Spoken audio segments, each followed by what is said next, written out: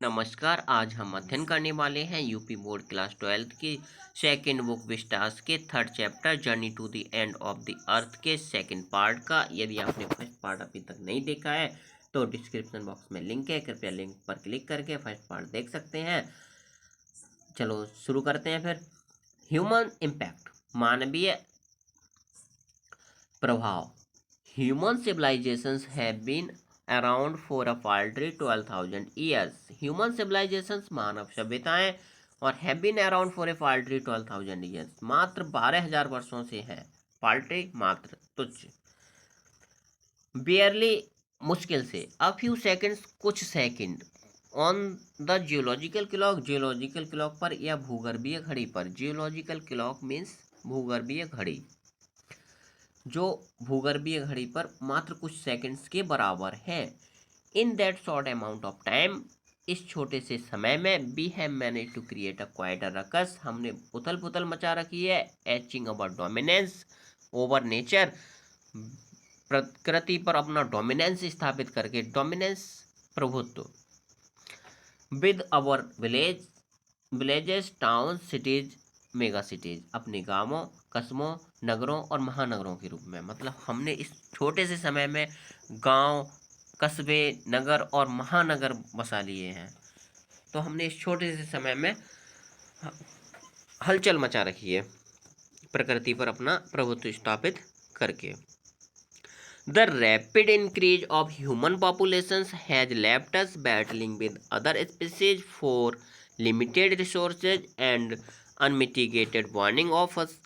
fossil fuels has now created a blanket of carbon dioxide around the world. The rapid increase, तेजी से बढ़ती हुई, rapid तेजी से इंक्रीज बढ़ती, ऑफ ह्यूमन पॉपुलेशंस, मनुष्य की जनसंख्या ने, हैज लेफ्ट अस, हमें छोड़ दिया है, बैटलिंग, संघर्ष करने के लिए, विद अदर स्पीसीज, दूसरी प्रजातियों के प्रति, मतलब जो दूसरी प्रजातियां हैं उनसे संघर्ष करने के लिए मजबूर कर दिया है। फॉर लिमिटेड रिसोर्सेज, सीमित संसाधनों के लिए। एंड द अनमिटिगेटेड बर्निंग,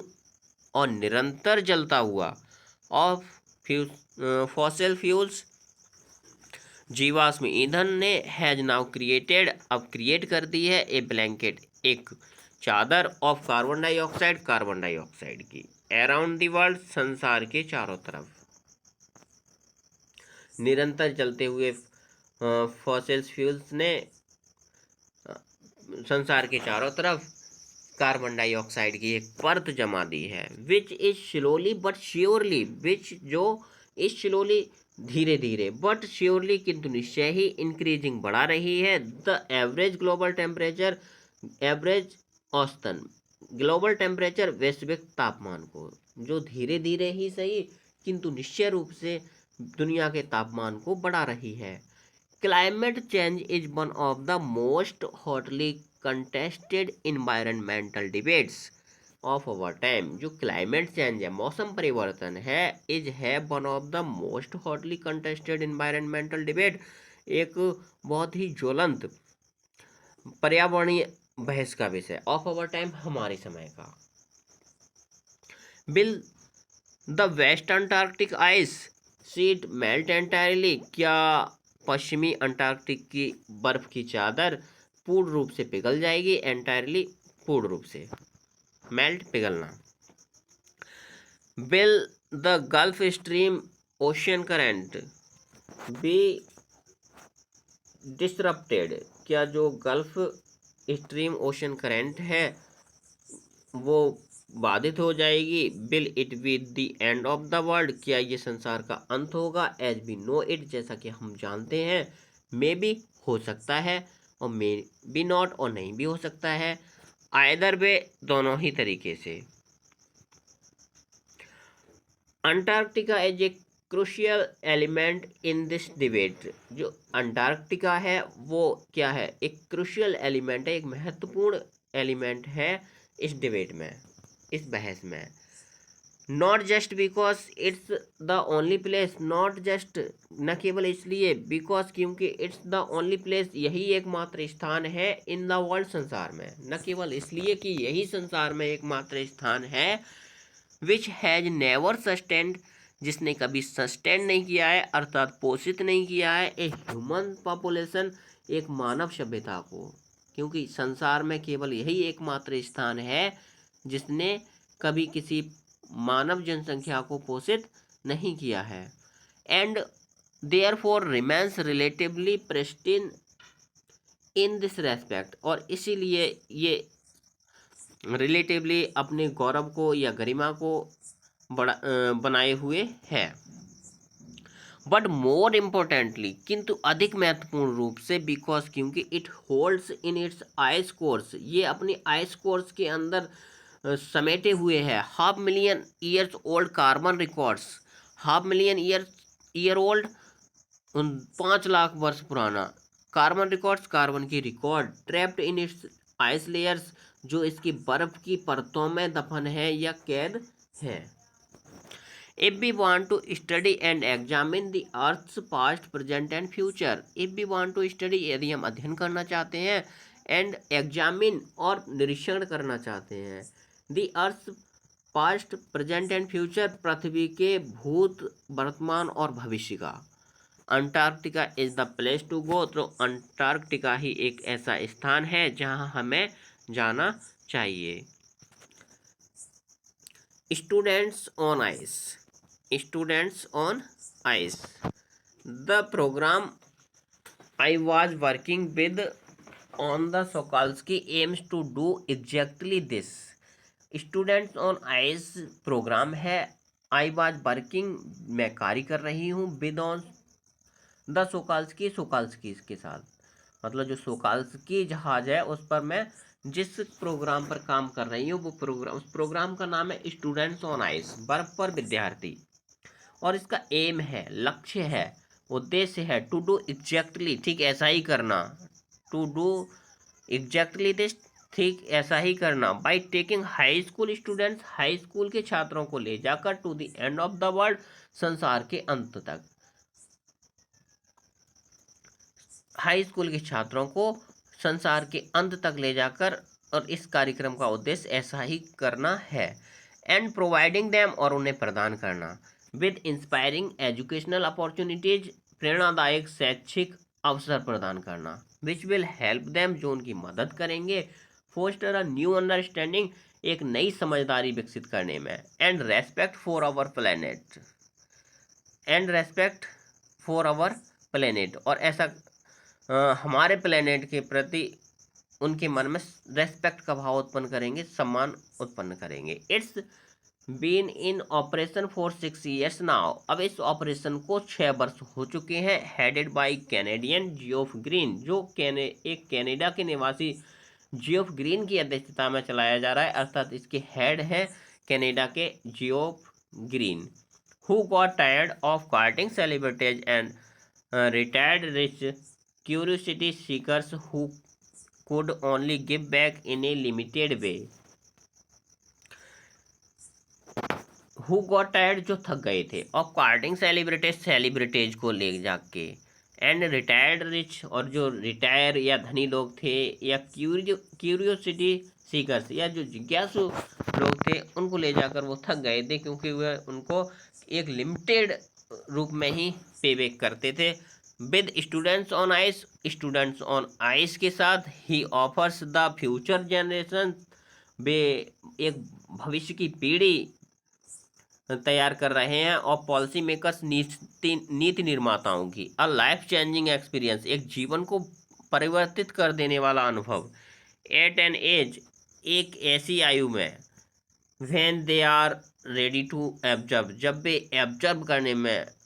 के लिए तैयार होते हैं, लर्न, सीखने के लिए तैयार होते हैं, एंड मोस्ट इम्पोर्टेंटली एक्ट, और सबसे महत्वपूर्ण बात यह है वे कार्य करने के लिए तैयार होते हैं। The reason the programme has been so successful is because it's impossible to go anywhere near the south पोल।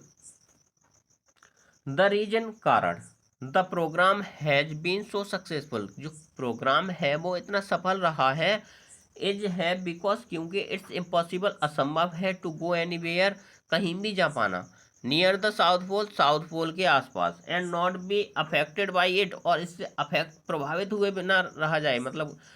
कहीं पर साउथ पोल पर कहीं पर भी जाएं और इससे प्रवाहित हुए बिना रह पाएं, ऐसा असंभव है। It's easy to be blase about polar ice caps melting while sitting in the comfort zone of our respective latitude and longitude. It's easy, आसान है, to be blase about polar ice caps melting, मतलब जो ध्रुवीय ice caps बर्फ की चट्टानें पिघल रही हैं, इनकी कल्पना करना क्या है, आसान है। While sitting in the comfort zone, comfort zone में बैठ के, मतलब अपने कंफर्ट जोन में बैठ के, of our respective latitude and longitude, मतलब अपने अपने देशांतर और अक्षांशीय, अक्षांश में कंफर्ट जोन में बैठ के ये जो हमारे हमारी आइस कैप हैं पिघल रही हैं, इनकी कल्पना करना आसान है। But when you can visibly see glacier, जब आप स्पष्ट रूप से ग्लेशियर्स को देखते हैं, retreating and ice shelves collapsing, जो आइस की ग्लेशियर्स हैं उनको ढहते हुए, कोलैप्स करते हुए देखते हैं, यू बिगिन टू रियलाइज, तब आप महसूस करते हैं, दैट कि the threat of global warming is very real, कि जो थ्री धमकी है ऑफ ग्लोबल वार्मिंग की, इज वेरी रियल, बहुत ही ज़्यादा वास्तविक है। Antarctica, because of her simple ecosystem and lack of biodiversity, is the perfect place to study how little changes in the environment can have big repercussions. Antarctica, because of her simple ecosystem, अपने साधारण ecosystem के कारण, and lack of biodiversity, और अपनी जैव विविधता की कमी के कारण, इज द परफेक्ट प्लेस, एकदम परफेक्ट प्लेस है टू स्टडी, अध्ययन करने के लिए। How little changes in the environment, किस प्रकार से छोटे छोटे परिवर्तन इन द एनवायरनमेंट पर्यावरण में, कैन हैव बिग रिपरकुशंस, मतलब बड़े प्रभाव उत्पन्न करते हैं, बड़े प्रभावी होते हैं। Take the microscopic phytoplankton, those grasses of the sea that nourish and sustain the entire south oceans food chain. Take the microscopic अत्यंत सूक्ष्म, फाइटोप्लैंक्टन एक प्रकार की छोटी सी वनस्पति, बहुत छोटी छोटी घास, दोज ग्रासेज और वे घासें, ऑफ द सी समुद्र की, दैट नरिश एंड सस्टेन जो पोषित करती हैं, the entire south oceans food chain दक्षिणी महासागर की पूरी खाद्य श्रृंखला को पोषित करती हैं। दीज सिंगल सेल्ड प्लांट्स, ये एक कोशिकीय पौधे, use the sun's energy to assimilate carbon and synthesize organic compounds in that wondrous and most important process called photosynthesis. These single celled plants, ये सिंगल सेल वाले plant, use the sun's energy, sun की ऊर्जा का उपयोग करते हैं, to assimilate carbon and synthesise organic compounds, carbon और organic compounds को असिमिलेट करने में, इन दैट वंडरस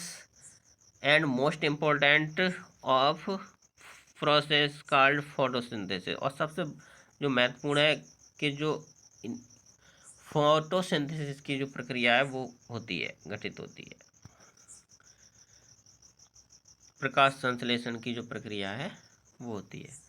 साइंटिस्ट वांस, वैज्ञानिक चेतावनी देते हैं, दैट कि a further depletion in the ozone layer will affect the activities of phytoplankton. Scientist चेतावनी देते हैं दैट कि फर्दर डिप्लेशन इन ओजोन लेयर, कि यदि ओजोन लेयर में और ज़्यादा कुछ नुकसान हुआ और तो ये क्या करेगी, विल अफेक्ट द एक्टिविटीज, तो ये क्रियाकलापों को हानि प्रभावित करेगी। और फाइटोप्लैंक्टन, फाइटोप्लैंक्टन मतलब जो छोटी छोटी घास है समुद्र की, उसकी क्रियाओं को, एक्टिविटीज को प्रभावित करेगी। Which in turn will affect the lives of all marine animals and birds of the region, जो उस क्षेत्र की जितने भी मरीन एनिमल्स एंड बर्ड्स हैं, मतलब जो समुद्री पशु और पक्षी हैं, उनके जीवन को प्रभावित करेगी। And the global global carbon cycle, और जो ग्लोबल वैश्विक कार्बन साइकिल है इसको भी प्रभावित करेगी।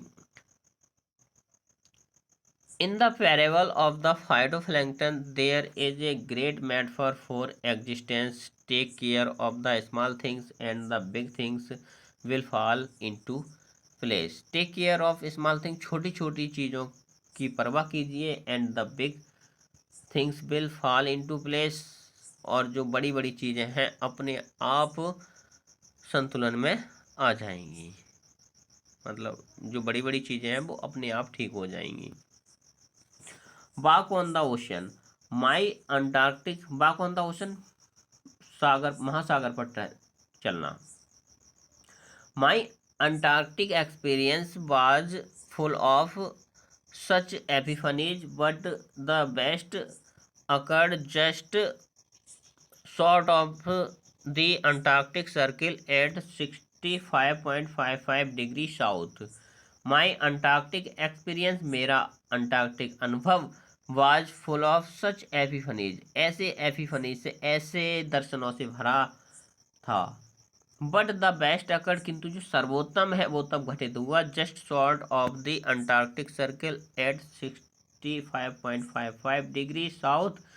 मतलब अंटार्कटिक जो सर्कल है उसके 65.55 डिग्री दक्षिण की तरफ घटित हुआ था। सबसे ज़्यादा सर्वोत्तम जो अनुभव है वो। The Sokalski had manage to wedge herself into a thick white stretch of ice between the peninsula and Tadpole island, which was preventing us from going any further. जो सोकाल्स्की है वो किसी भी तरीके से पेनिनसुला और टेडपॉल नाम के आइलैंड में के बीच जो बर्फ का विस्तार था उसमें जाके फंस गया था, और ये जो विस्तार था बर्फ का वो आगे बढ़ने के लिए, हमें आगे बढ़ने के लिए रोक रहा था, प्रिवेंट कर रहा था, हमें रोक रहा था और आगे जाने से।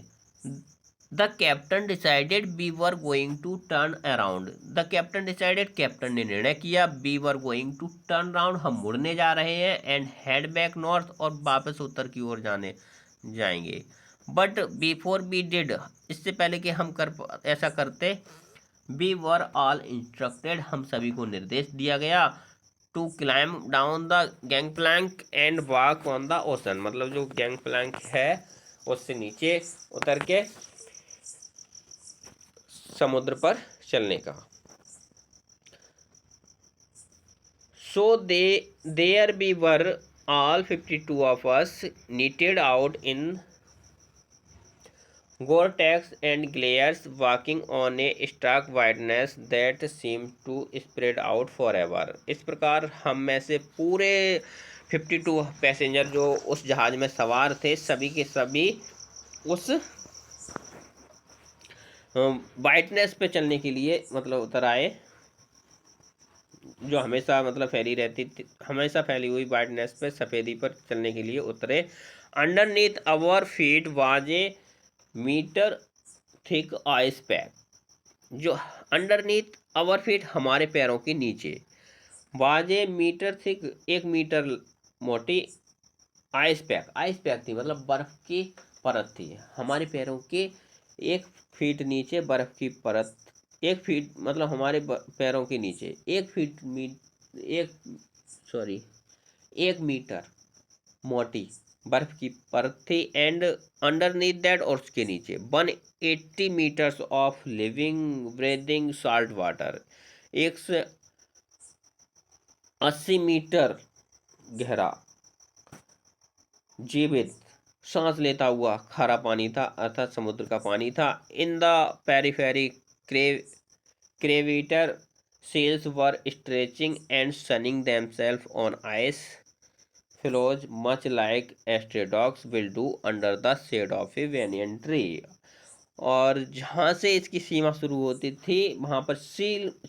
जो सील मछलियाँ थी, क्रेविटर मतलब केकड़े खाने वाली सील मछलियाँ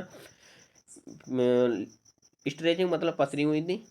एंड सनिंग देमसेल्फ और स्वयं को सन सेक रही थी मतलब धूप का आनंद ले रही थी, on ice floes much like मतलब जो आइस के खंड थे मतलब बर्फ के हिमखंड थे उन पे, मच लाइक एस्ट्रेडॉग जो ज़्यादातर कैसी दिखाई देती थी, किस प्रकार की दिखाई दे रही थी, एस्ट्रेडॉग आवारा कुत्तों की तरह, will do under the shade of a banyan tree मतलब जिस प्रकार से जो आवारा कुत्ते होते हैं वो बरगद के पेड़ के नीचे लेट जाते हैं, ठीक ऐसा ही प्रतीत हो रहा था। It was nothing short of A revelation, everything does Indeed connect, ये कोई देव दर्शन से कम नहीं था। एवरीथिंग डज इंडीड कनेक्ट और हर चीज वास्तव में एक दूसरे से जुड़ी हुई थी। 9 time zones, 6 checkpoints, 3 bodies of water and many ecospheres later, I was still wondering about the beauty of balance in play on our planet। 9 time Jones और 6 चेक पोस्ट और 3 बॉडीज ऑफ वाटर मतलब 3 समुद्र सागर and many ecosphere letter और कई पारिस्थितिकी तंत्रों के बाद, आई वाज स्टिल वंडरिंग मैं अभी भी आश्चर्य कर रहा था, about the beauty of balance मतलब जो ब्यूटी ऑफ बैलेंस जो संतुलन की सुंदरता है, इन प्ले ऑन अवर प्लैनेट जो हमारे प्लैनेट पे एक महत्वपूर्ण भूमिका निभाती है, मतलब जिस प्रकार से हमारे प्लैनेट पर संतुलन की सुंदरता है, इस पर मैं आश्चर्य प्रकट कर रहा था, मतलब किस प्रकार से हर चीज एकदम बैलेंस है, संतुलित है। हाउ वुड इट बी कैसा होगा, if Antarctica were to become the warm place कि जो अंटार्कटिका है फिर से एक गर्म स्थान बन जाए, that it once used to be जैसा कि ये कभी हुआ करता था। Will we be around to see it क्या हम इसे देखने के लिए आसपास होंगे, और would we have gone the way of our dinosaurs, the way of the dinosaurs mammoth and woolly rhinos मतलब या उसी प्रकार से चले जाएंगे जिस प्रकार से डायनासोर चले गए, मैमथ्स मतलब विशालकाय एक प्रकार के विशालकाय जीव जो पहले कभी हुआ करते थे वो भी चले गए, एंड वूली रैनोज और वूली रैनोज चले गए। हु इज टू से कौन कह सकता है, but after spending 2 weeks with a bunch of teenagers किंतु टीनेजर्स के साथ मतलब टीनेजर जहाँ से 1 2 3 जो हमारी 1 2 3 होती है उसमें जहाँ से 3 वाली संख्याएं शुरू होती हैं, जैसे 13 से शुरू होती हैं और जहाँ पे ख़त्म होती हैं 19 मतलब 13 वर्ष से लेके 19 वर्ष की जो आयु होती है उसे टीन एज कहते हैं, और टीन एजर कहते हैं जो 13 वर्ष से 19 वर्ष की आयु के बीच के जो युवा होते हैं जो आयु वाले होते हैं उनको टीनेजर कहते हैं। तो but after spending 2 weeks with a bunch of teenagers मतलब टीनेजर्स के समूह के साथ 2 सप्ताह बिताने के बाद, who still have the idealism जिनमें अभी भी आदर्श जिंदा है जीवित है, जो अभी भी आदर्श रखते हैं, to save the world save the world संसार को बचाने का, जो अभी भी संसार को बचाने का आदर्श रखते हैं। ऑल आई कैन से जो कुछ मैं कह सकता हूँ इज दैट है कि a lot can happen in a million years 10 lakh वर्षों में बहुत कुछ हो सकता है, but what a difference a day makes किंतु एक दिन का जो अंतर है वो क्या मतलब एक दिन है वो क्या अंतर ला सकता है। 10 लाख वर्षों में तो बहुत कुछ हो सकता है 10 लाख वर्षों में, किंतु एक दिन क्या अंतर उत्पन्न कर सकता है। तो ये था हमारा 3rd चैप्टर का 2nd part. The end of the अर्थ का। यदि आप हमारे चैनल पर नए हैं तो कृपया चैनल को सब्सक्राइब कर लीजिए, वीडियो को लाइक कीजिए। मिलते हैं किसी अन्य वीडियो में, तब तक के लिए जय हिंद।